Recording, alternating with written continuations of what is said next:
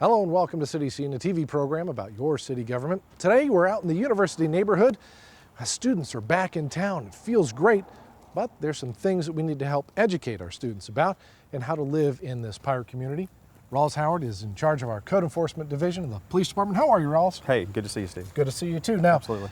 Let's set the stage first with what is code enforcement? What does that mean for folks who don't know? Okay, well, code enforcement is a division of the police department, but what we handle primarily is we do things like minimum housing, we do public nuisances, we do minimum housing, occupancy violations, and things like that. We also partner on a few different items with other types of departments. For example, we do things like some zoning enforcement, and we also try to do what I sort of jokingly say is air traffic control for other departments, where things like sanitation and garbage pickups and things like that, where we don't, we're not overcharged of it per se, but we try to get you in touch with the people who are in charge of it. You're also in charge of one of the things that I think I got this right is minimum codes or minimum housing, basically making sure people have good living conditions in which to live. Doesn't have to be mansion, but it has to be healthy to live in a place, right? Absolutely, and all that's being is set up by city ordinance. All those standards are in our city code that we enforce. And that's the big deal. The city ordinance is city code, so it's code enforcement. Right, For exactly. Folks who are from big cities, never heard of codes before, that's what it is. That's it. All right, so there's some typical things that happen in the university neighborhood especially, but do happen throughout the city, that students, they're out on their own pretty much for the first time. They may not have ever heard of things like this. So we try to highlight these top problems that we have, try to educate them, head them off at the pass, right? Yes. So what are the typical things that you see that are issues with code violations in the university neighborhood? Things dealing with trash and debris. Obviously with students you have, especially after a big game, you have people celebrating and so forth, and so after the celebrations we're usually out there trying to get people to clean up trash and debris that's in the yard that's associated with celebrations of various kinds. We also deal with front yard parking, where people would park on what we call an unimproved surface. So for example, if you don't mind, if I could be able to point out maybe a couple of the items here. So let's say for example, if you look over in the driveways, you see a lot of these folks have improved parking surfaces, which would otherwise be a driveway, but it's the instance where you see cars parked on bare grass out in the front yard. That is not allowed, and so we enforce, and we come out here and we try to enforce folks parking illegally on the grass. So when you're talking about on the grass, it's also known as unimproved surface. So if they're parking on the grass or the dirt, no good. You want to have like a paved surface or some crush and run, some rocks and things like that that are contained in an area. Correct. Once you do that little bit of improvement, it qualifies you're in safe. That's yes. Okay. So you're also looking for grass that's too tall, correct?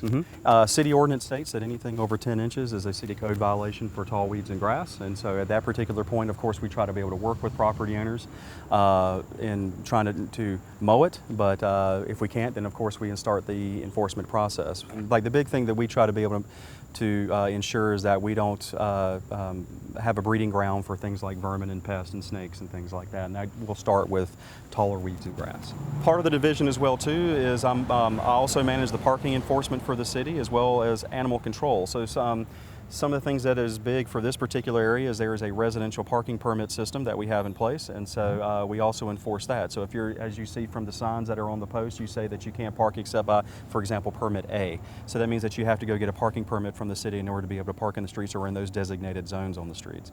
That's right. And so the goal of that is the folks who actually live in this neighborhood have a place to park, because it's a relatively old neighborhood. Exactly. Not an awful lot of off-street parking, so it's really a good guarantee for the folks who live here. Now, if I can back up for just 1 second, you mentioned trash. We've got a lot of trash out at the curb out here. Now, we're not saying that this is against code, because we don't know what's happened here. This may actually be where they've called for bulky pickup, right? Right. And so, a lot of what we do is we try to partner with the sanitation department or public works. So what you have is, like for instances like these, that there's certain things that public works will or will not pick up. Things like construction debris and carpet, they will not pick up. But other types of items they will pick up. But if you put it out here on a day that's not scheduled, then what they will do typically is they'll come out with a special pickup and then have to assess the property owner for a special pickup of items.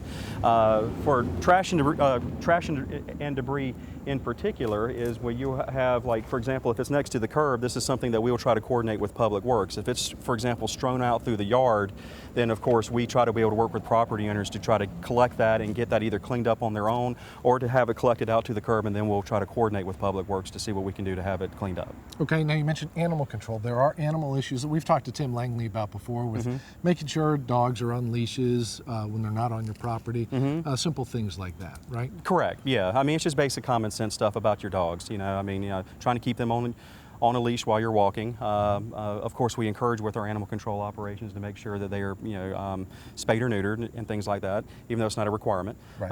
So we try to encourage a lot of the animal control enforcement of ordinances through voluntary efforts and education. Right. So now I know you also have added a page to your web page area for lost and found pets as well.